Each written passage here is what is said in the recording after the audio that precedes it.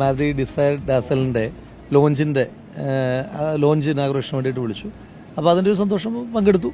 പാലക്കാട്ട് ഇത്തരത്തിലൊരു പൊതുപരിപാടി ആദ്യമായിട്ടാണ്. അത് ആളുകളുടെ ഒരു സന്തോഷമാണല്ലോ. അത് പദവികൾക്കൊക്കെ അപ്പുറം ആളുകളുടെ ഒരു സന്തോഷമാണ്.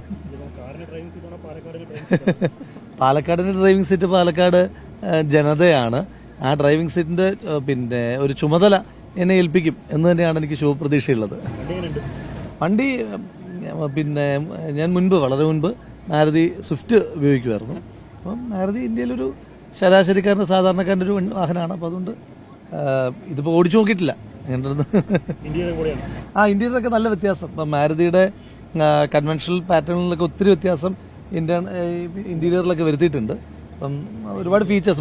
ഇപ്പം ഏറ്റവും പ്രധാനമായിട്ട് ഇപ്പം നമ്മൾ ശരാശരി മലയാളിയുടെ ഒരു പ്രത്യേകത, ഇപ്പം നമ്മളൊക്കെ ഇത്ര വലിയ വണ്ടി കാണുമ്പോൾ, ആരുടെയും സുഹൃത്തുക്കളുടെയൊക്കെ വലിയ വണ്ടി കാണുമ്പോൾ നമ്മൾ ആദ്യം ചോദിക്കുക മൈലേജ് എത്രയുണ്ട് എന്ന് ചോദിക്കുന്നൊരു ചോദ്യമുണ്ട്.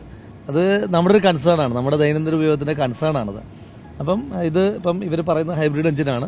അപ്പോൾ 25 കിലോമീറ്റർ ആണ് കമ്പനി ഓഫർ ചെയ്യുന്നത്. അപ്പോൾ അത് ഒരു കസ്റ്റമറെ സംബന്ധിച്ചിടത്തോളം വലിയ കുഴപ്പമില്ലാത്ത, എന്നുവെച്ചാൽ വാഹനം എങ്ങനെയും വാങ്ങാം, വാഹനം വാങ്ങാൻ വലിയ ഇപ്പോൾ ലോണൊക്കെ എടുത്തിട്ട് എങ്ങനെയും വാങ്ങാം. പക്ഷേ ഇത് ചെലവാണല്ലോ, നിത്യചെലവാണ് പ്രധാനപ്പെട്ട പ്രശ്നം. പെട്രോളിനും ഡീസലൊക്കെ വലിയ വിലയുള്ള കാലമാണ്. അപ്പം അതൊരു സൗകര്യമുള്ള കാര്യമാണ്.